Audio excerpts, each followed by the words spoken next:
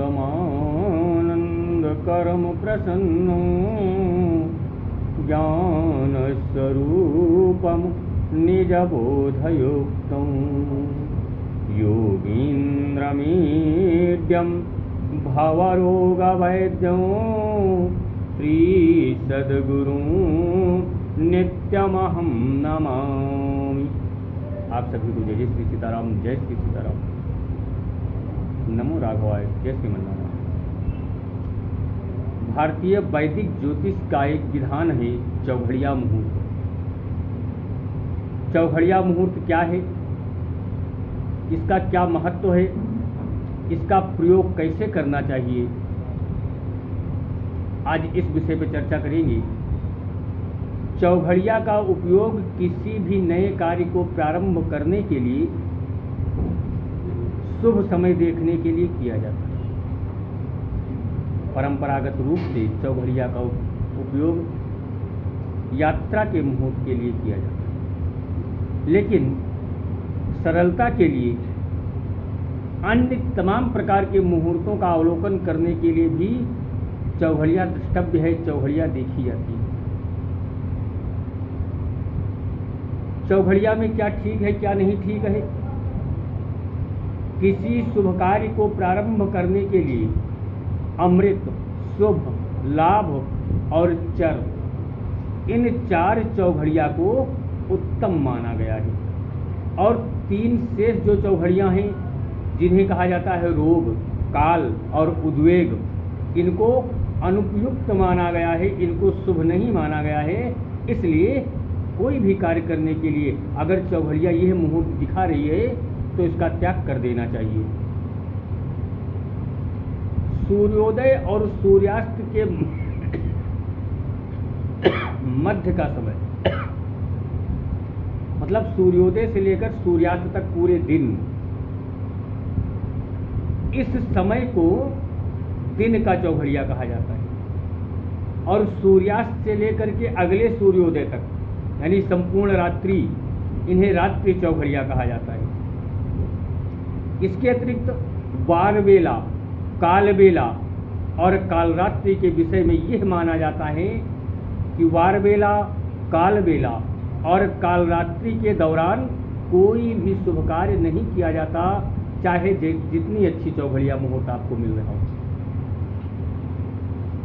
वारबेला एवं कालबेला दिन के समय प्रचलन में रहते हैं, जबकि कालरात्रि रात्रि की चौघड़िया में व्यतीत होती है।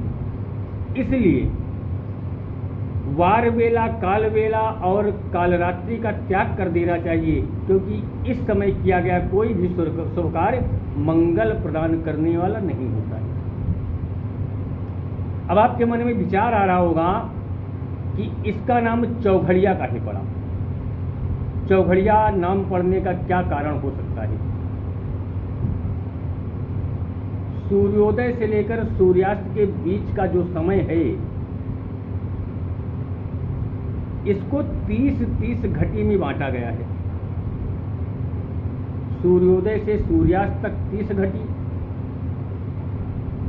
और सूर्यास्त से लेकर अगले सूर्योदय तक फिर 30 घटी, 60 घटी का मान होता है।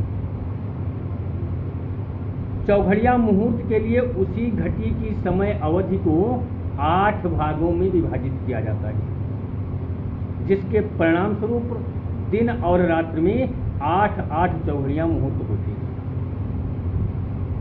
अब चौघड़िया नाम क्यों पड़ा? क्योंकि एक चौघड़िया मुहूर्त 4 घटी का होता है। चौ का मतलब 4, घटी का मतलब घड़िया, मतलब 4 घटी को चौघड़िया के रूप में नाम दे दिया गया, इसलिए चौघड़िया मुहूर्त इसे कहा गया। और इसे चतुष्अर्तिका मुहूर्त भी कहा जाता है।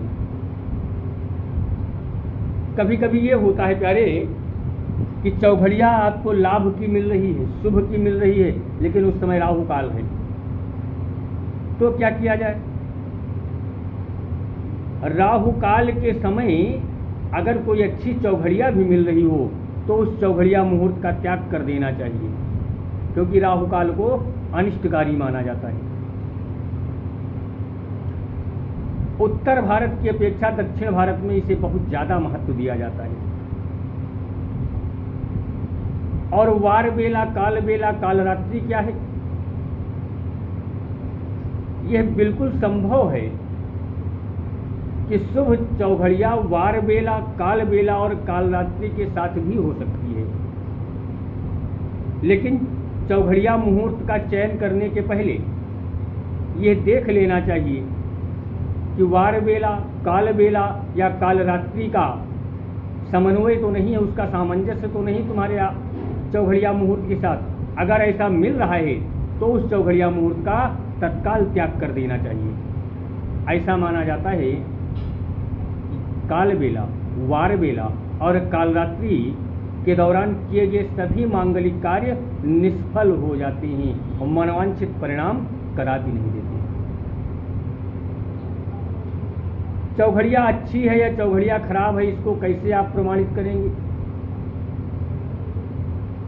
इसको प्रमाणित करने का मानक क्या है? तो आप यह मान लीजिए कि पहले जो दिन है, प्रत्येक दिन का मुहूर्त उस दिन के ग्रह स्वामी के द्वारा शासित होता है। जैसे रविवार है तो रविवार का ग्रह स्वामी है सूर्य,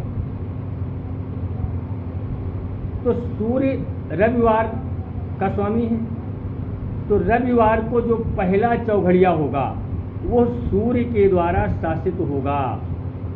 इसके बाद जो मुहूर्त होंगे क्रमशः शुक्र, बुध, चंद्रमा, शनि, बृहस्पति एवं मंगल के द्वारा शासित होते हैं। दिन का अंतिम मुहूर्त जो बचा वो भी ग्रह स्वामी के नाम ही होता है।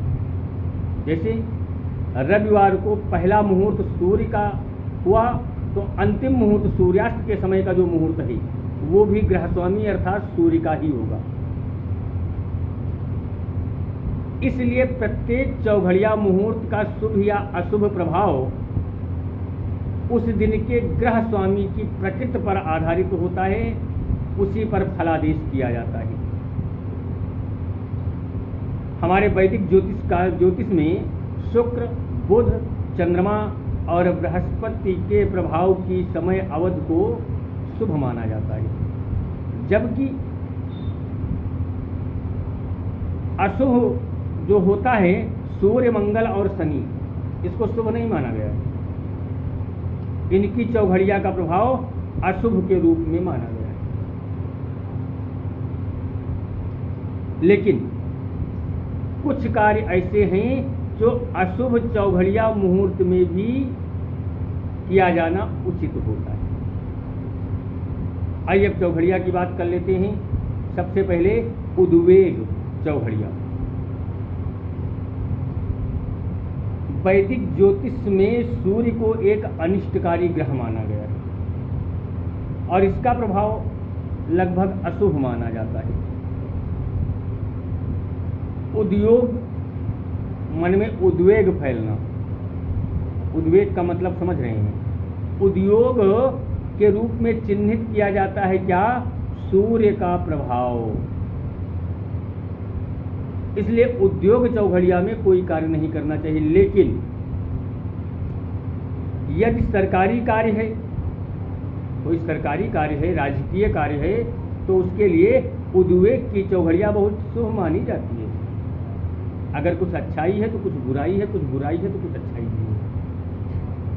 उसके बाद आते हैं चर चौघड़िया, जिसका स्वामी होता है शुक्र ग्रह। शुक्र को एक लाभकारी ग्रह माना गया है, इसलिए इसका प्रभाव बड़ा शुभ होता है। चर का मतलब चंचल के रूप में इसको चिन्हित किया गया है। शुक्र की चर प्रकृति के कारण चर चौघड़िया को यात्रा उद्देश्य के लिए सबसे उपयुक्त माना जाता है। अर्थात आपको अगर यात्रा करना है तो चर चौघड़िया का आप आश्रय लीजिए, चर चौघड़िया को आप ग्रहण कीजिए, आपकी यात्रा बड़ी मंगलमय होगी। लाभ चौघड़िया क्या कहती है? इसका स्वामी होता है बुध और बुध को एक लाभकारी ग्रह माना गया है, इसलिए लाभ चौघड़िया बड़ी प्रभावकारी होती है, बड़ी शुभ मानी जाती है। और कोई भी कार्य करेंगे आप अगर लाभ चौघड़िया में, तो इसका आपको बड़ा लाभ प्राप्त होगा। लाभ चौघड़िया को कब ग्रहण करना चाहिए? विद्यारंभ, मतलब शिक्षा प्रारंभ करने के समय, कोई नया कौशल प्राप्त करने के लिए सबसे उपयुक्त मानी गई है लाभ की चौघड़िया। उसके बाद आती है अमृत। अमृत चौघड़िया का स्वामी चंद्रमा को माना गया है, और चंद्रमा भी चूंकि नाम है अमृत, इसलिए एक लाभकारी चौघड़िया है। चंद्रमा को भी लाभकारी ग्रह माना जाता है, इसलिए इसका प्रभाव भी बड़ा शुभ होता है। और क्योंकि नाम है अमृत, तो अमृत रूपी ये शुभ फल प्रदान करती है। क्या? अमृत की चौघड़िया।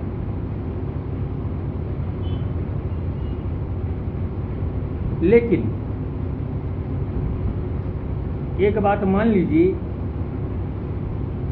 कि जहां अन्य चौघड़िया में ये बताया गया ये अच्छा है ये खराब है, लेकिन अमृत की चौघड़िया ऐसी है कि जहां सभी प्रकार के कार्यों के लिए इसको अच्छा माना गया है।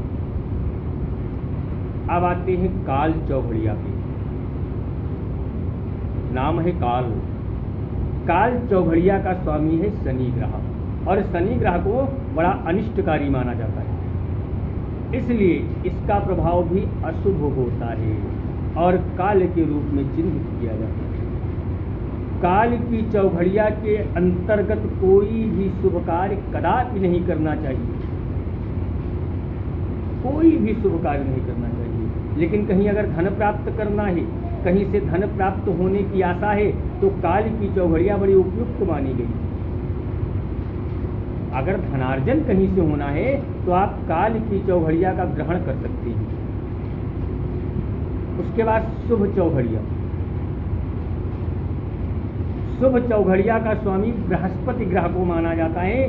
गुरुदेव बृहस्पति एक लाभकारी ग्रह कहे गए हैं, इसलिए इनका प्रभाव बड़ा शुभ माना जाता है और शुभ के रूप में चिन्हित किया जाता है। शुभ चौघड़िया को कब ग्रहण करना चाहिए?